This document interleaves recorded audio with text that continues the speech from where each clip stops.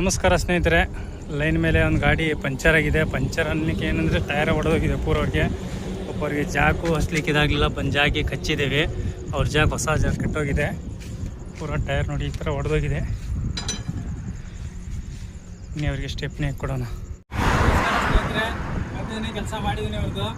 ಹೇಗೆ ಅನ್ನಿಸ್ತಾನ ನಿಮ್ಗೆ ಕೆಲಸ? ಜಾಕ್ ಪ್ರಾಬ್ಲಮ್ ಇತ್ತು. ಜಾಕ್ ಇರ್ತದಿಲ್ಲ, ಜಾಕ್ ತಂದು ಎಲ್ಲ ಕೆಲಸ ಮಾಡಿಕೊಟ್ಟೇವೆ. ಈ ನೈಟ್ ಹೊತ್ತೆ ಬರೋದು ಭಾರಿ ಅಪರೂಪ.